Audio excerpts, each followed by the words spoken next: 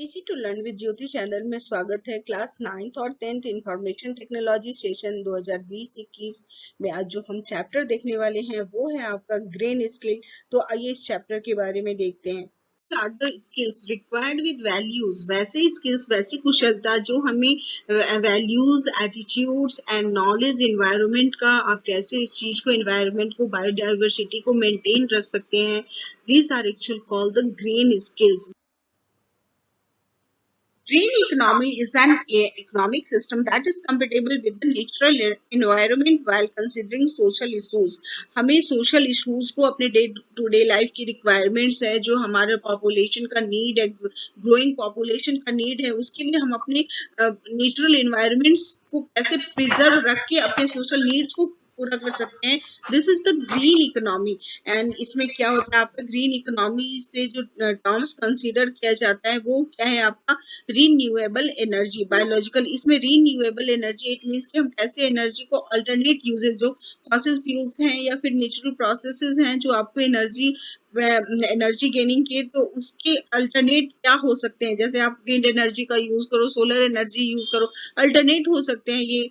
इसके बाद है ग्रीन बिल्डिंग्स। ग्रीन बिल्डिंग्स को प्रमोट करना, जहाँ की वेंटिलेशन हो, आपका सीवेज सिस्टम और रेन वाटर हार्वेस्टिंग, ये सारे फीचर्स को ध्यान में रख के बिल्डिंग कंस्ट्रक्ट किया जाता है। क्लीन ट्रांसपोर्टेशन और पॉल्यूशन चेक होना चाहिए। जो भी आप ट्रांसपोर्टेशन व्हीकल्स यूज कर रहे हैं उसमें पॉल्यूशन मिनिमम से मिनिमम पॉल्यूशन होना चाहिए। वाटर कंजर्व करके रखना है, प्रिजर्व करके रखना है, वाटर वेस्टेज नहीं करना है।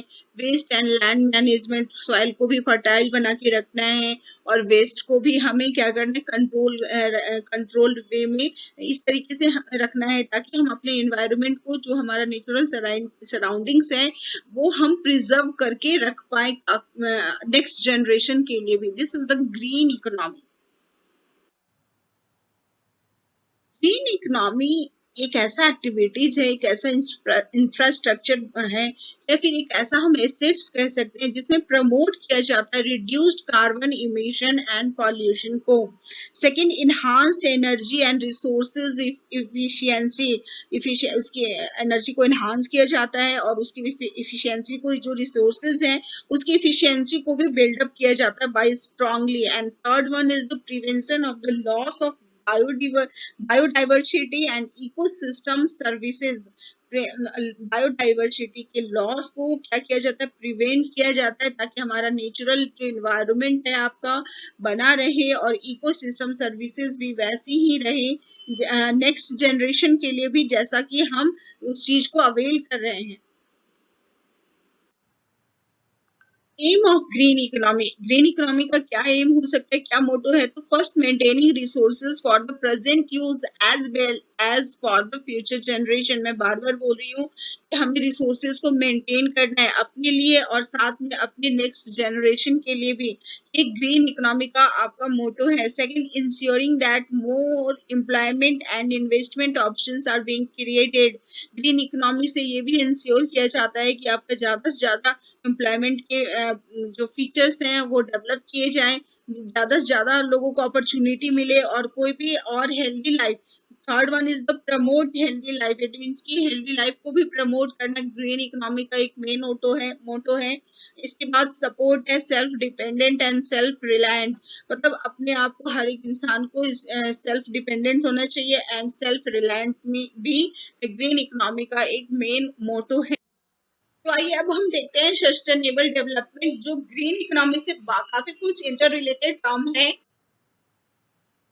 According to the Brundtland report in 1987 में ब्रटलैंड रिपोर्ट था जिसमें सस्टेनेबल डेवलपमेंट के को डिफाइन किया गया और उसके एम को, इसके इम्पोर्टेंस को पूरे वर्ल्ड में एक तरीके से फैलाया गया, समझाया गया और एक गोल लेके चला। अब पूरे ग्लोबली ये एक गोल लेके हम यूएन के थ्रू और जो भी नेशनल्स हैं इनके बीच में एक एग्रीमेंट है कि हमें 2030 तक जो आपका सस्टेनेबल डेवलपमेंट का गोल है वो इन सारी कंट्रीज को अचीव करना है। तो सबसे पहले हम देखते हैं ये सस्टेनेबल डेवलपमेंट क्या होता है। The development that meets the needs of the present, हमारी वर्तमान की आवश्यकताओं को पूरा करना without compromising the ability of future generation to meet their own needs. It means कि मतलब हमारी वर्तमान की आवश्यकताओं को पूरा करना है विदाउट विदाउट नेचर को हार्म पहुंचाए, ताकि हमारे फ्यूचर जनरेशंस भी को जो इकोलॉजिकल सिस्टम है बैलेंस बना हुआ है वो पूरा नेचुरल जो हम फैसिलिटीज ले रहे हैं वो पूरा फ्यूचर जनरेशन भी हमारा इस चीज को एज इट इज यूज कर पाए। इसके लिए आपको सस्टेनेबल डेवलपमेंट का कॉन्सेप्ट लाया गया, इसमें आपको दिखाया गया है एक बैलेंस होता है जिसमें हम लाइफ स्टाइल को इम्प्रूव करते हैं। तो वो ये इम्प्रूवमेंट ऐसा होना चाहिए जो हमारे इकोसिस्टम और नेचुरल रिसोर्सेज के साथ में बैलेंस्ड वे में होना चाहिए। This is the sustainable development.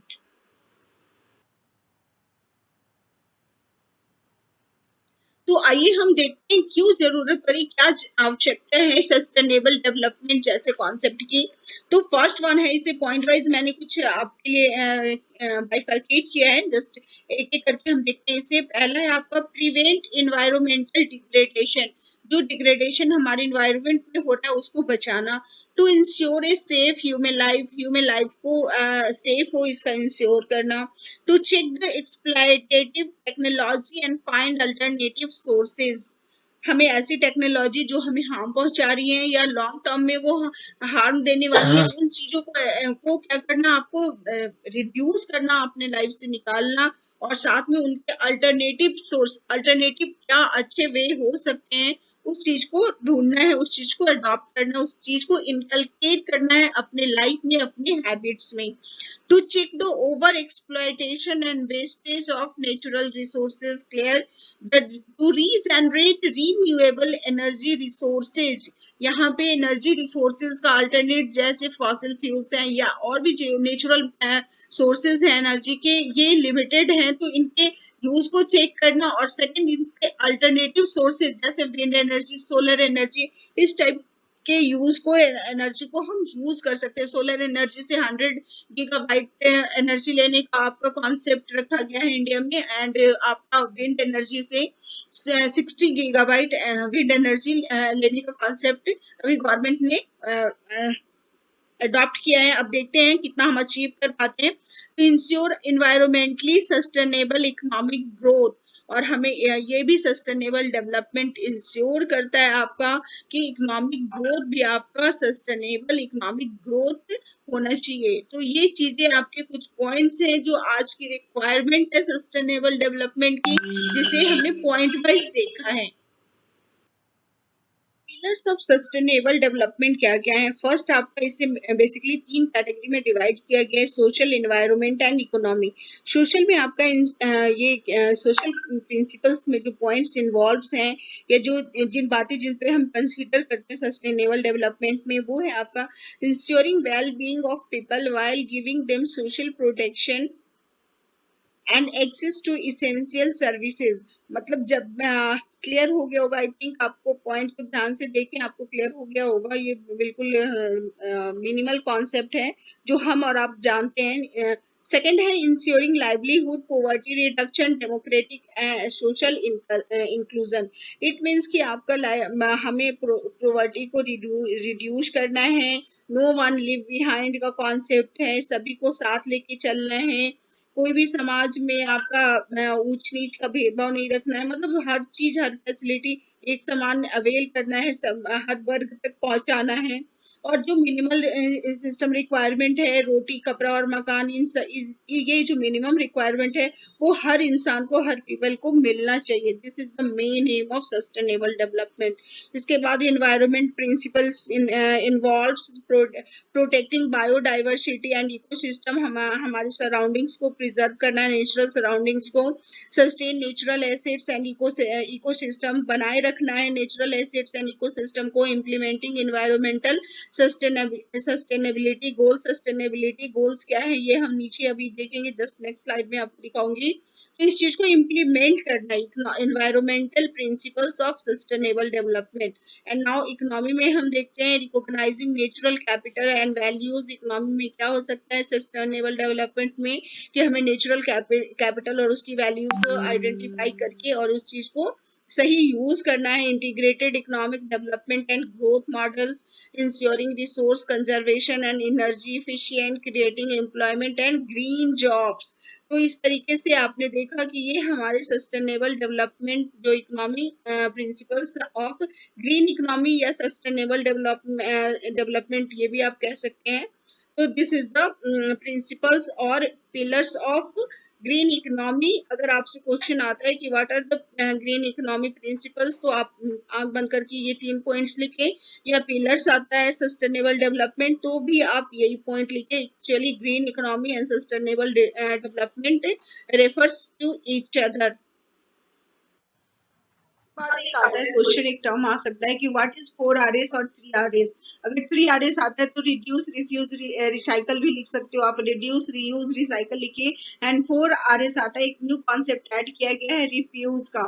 3 Rs में रिड्यूस, रीयूज, रिसाइकल इन्वॉल्व है, एंड 4 Rs में आपका एक नया टर्म है रिफ्यूज, जिसे रिड्यूस, रीयूज एंड रिसाइकल के साथ में ऐड किया गया है। रिफ्यूज का मतलब क्या है कि as a customer the impact of refusing waste is a clear statement to the producer। अगर हम वैसा जो कि हमारे कोई भी ऐसा प्रोडक्ट जिससे इन्वायरमेंट को हार्म पहुंच रहा है, आप भी समझ रहे हैं, मैन्युफैक्चरर भी समझ रहा है, बट उस चीज को कंटिन्यू किया जा रहा है, तो आप इस वैसे प्रोडक्ट्स को लेने से इनकार कर सकते हैं। इससे एक मैसेज जाएगा प्रोड्यूसर तक, और वो क्या करेगा, अपने जो भी प्रोडक्ट्स हैं उसमें चेंजेस लाके, उसमें जो भी फर्दर उसे लगता है अपने प्रेजेंटेशन को और इन्वायरमेंटल फ्रेंडली बना सकते हैं।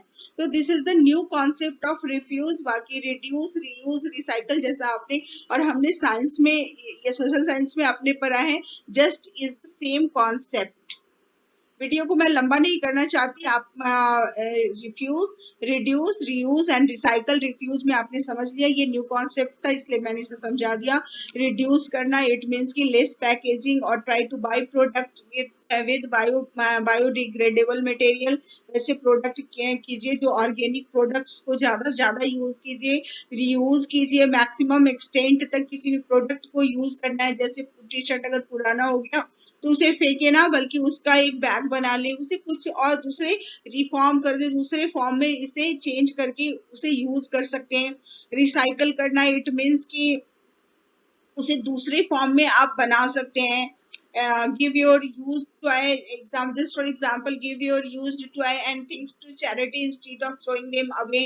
अपने रिसाइकल, या फिर आप क्या कर सकते हो, वाटर बोतल्स हैं उनको क्या करें आप, उनको क्या करें, उनको रिसाइकल। तो ये क्या बाइफरकेशन जो होना चाहिए हमारे घर के लेवल से ही, आप 2 डस्टबिन का यूज करें, जिसमें एक वेस्ट मटेरियल और रिसाइकलिंग प्रोडक्ट्स अलग से रखे जाए और बाकी जो वेस्ट मटेरियल्स है अलग से रखे जाए, ताकि इन चीजों का रिसाइकलिंग है हमारे इनिशियल जो घर के स्टार्टिंग लेवल से ही आप अगर इनिशिएट करेंगे तो ये कॉन्सेप्ट ज्यादा अच्छे वे में डेवलप हो जाएगा। इसके बाद है एक upcycle. Upcycle is a new concept wherein old used material is modified and new product is created to share with needy interested people. It means upcycle है। अगर आपसे ये 4 Rs में इंक्लूडेड नहीं है, इन केस अगर आपसे पूछा जाए व्हाट इज अपसाइकल, तो आप इसलिए मैंने इसे डिफाइन कर दिया है, आप इसे लिख सकते हैं, देख सकते हैं, समझ सकते हैं। Goals of sustainable development. Sustainable development का गोल क्या है, तो इसके लिए सबसे पहले मैं एक लाइन आपके सामने रीड कर रही हूँ, ध्यान से पढ़ना, देखना, सुनना। इन सितंबर 2015, 2015 सितंबर में the general assembly adopted the 2030, 2030 agenda for sustainable development that includes 17 sustainable development goals, SDGs, building on the principle of leaving no one behind. जिसका क्या कॉन्सेप्ट था, आपका मेन कॉन्सेप्ट था किसी भी इंसान को पीछे नहीं, सभी को साथ लेके चलना हो, समाज के हर तबके के लोगों को एक साथ लेके चलना है। और इसमें जो गोल असाइन किए जाते हैं वो 17 गोल का लिस्ट मैंने आपको टेबल एज अ टेबल के फॉर्म में स्लाइड में शो हो रहा होगा आपको। यहाँ पे नो पॉवर्टी, जीरो हंगर, ये सब इनिशियल गोल है। गोल नंबर 1 है आपका नो पॉवर्टी, कोई भी इंसान गरीबी गरीबी हटाओ, भूख मिटाओ, जीरो हंगर, कोई भी भूखा नहीं रहेगा। थर्ड आपका गोल है good health and well being. Fourth आपका गोल है जी क्वालिटी एजुकेशन। ये मैंने आप अगर हॉरिजेंटली चाहोगे जी no poverty, zero hunger, good health and well being, quality education, तो ये आपके गोल्स हैं। 17 गोल्स जिसे डिफाइन किया गया है और मैंने इसका एक लिस्ट आपको दिखा दिया है। इसमें जो क्वेश्चन आ सकता है, ये क्वेश्चन आपका आ सकता है, list the 17 sustainable development goals included in the agenda 2030 for sustainable development. या फिर आ सकता है what are the measures being taken for implementing sustainable development goal in India. अभी हम नेक्स्ट आगे उसे डिस्कस करेंगे। इसके बाद हो सकता है आपका how many sustainable development goals are included in agenda for sustainable development 2030 by general assembly. तो ये सारे के सारे आंसर आपको इस स्लाइड में दिख रहे हैं। आई होप आपको अच्छे से समझ में आ रहा होगा। अब आइए, अब हम डिस्कस करते हैं what are the 5 Ps of sustainable development. 5 P, first है आपका प्रॉस्पेरिटी, दूसरा है partnership, third one is the peace, fourth one is the planet and five one is the people.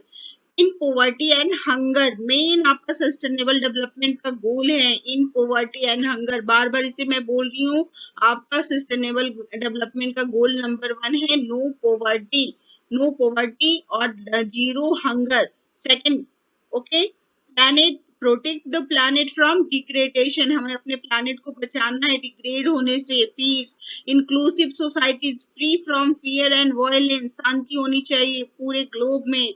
रिवाइटलाइज्ड global partnership for SD sustainable development, revitalised global partnership, हमें एक दूसरे के साथ, पूरे विश्व के साथ, हमारा पूरा वर्ल्ड एक समाज है, उस समाज के साथ हमें मिलकर काम करना है। किसके लिए?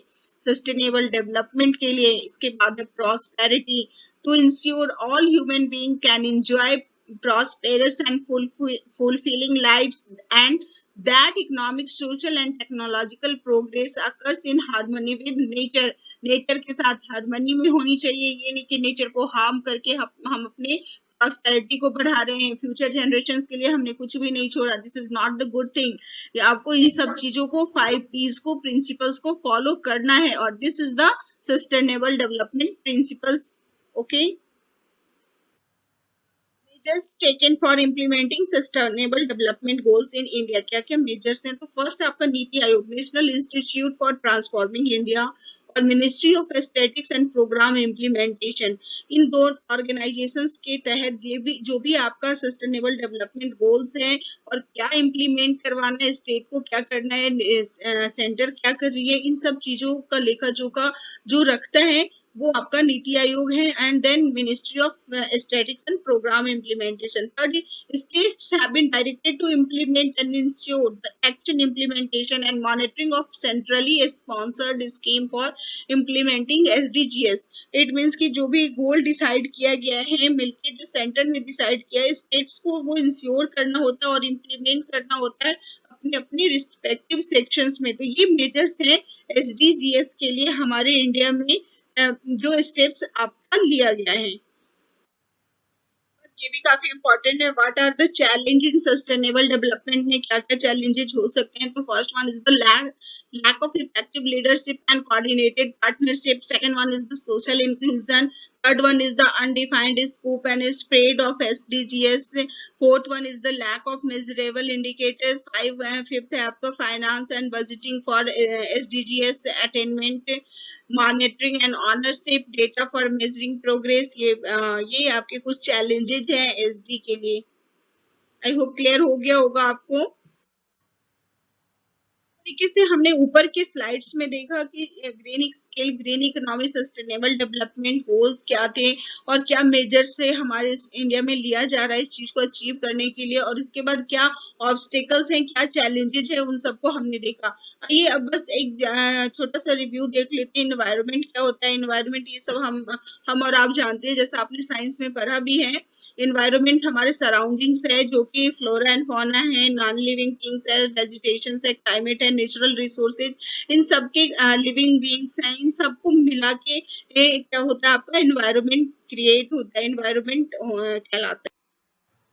अब हम देखते हैं ecosystem and factors causing imbalance. बस कौन कौन से फैक्टर्स हैं जो हमारे इकोलॉजिकल सिस्टम को, इकोसिस्टम को हानि पहुंचा सकते हैं। तो first one is the deforestation, second one is the use of plastics. इसे मैंने एक एक लाइन में छोटे, बहुत ही छोटे टर्म में डिफाइन कर दिया है, आप प्लीज देख लीजिए इसे।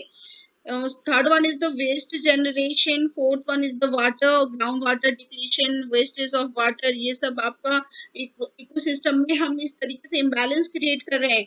Global warming, over exploitation of resources, industrial and atmospheric pollution and e waste generation.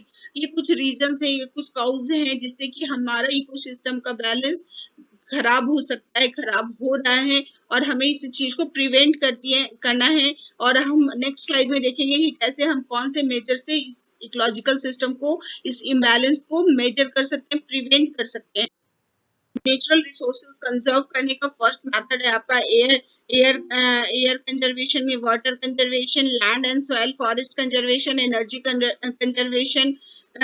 तो ये सब चीजें हैं बाय मेथड्स। इन चीजों को प्रिजर्व करके, प्रिकॉशंस मेजर लेके हम क्या कर सकते हैं, इन नेचुरल रिसोर्सेज को कंजर्व कर सकते हैं for future generation and for the betterment of the environment. इस धरती के लिए, इस जो प्लैनेट जिस पे हम रह रहे हैं। आई थिंक ये चैप्टर आपको पूरा समझ में आ गया होगा। बहुत ही एक ही टॉपिक को मैंने डिस्कस किया है। इसी तरीके के और अच्छे से अच्छे videos information technology class 9th और 10th के लिए मैं लाती रहूं। इसके लिए जरूरी है कि आप मेरे चैनल को ज्यादा से ज्यादा सब्सक्राइब करें, लाइक करें और शेयर करें। मेरे हर वीडियो को व्यूज दें और मैं, ताकि मुझे मोटिवेशन मिलता रहे और मैं और भी अच्छा काम आपके सामने लेकर प्रेजेंट होती रहूं। Thanks for watching. मिलते हैं नए वीडियो में नए चैप्टर के साथ। बाय।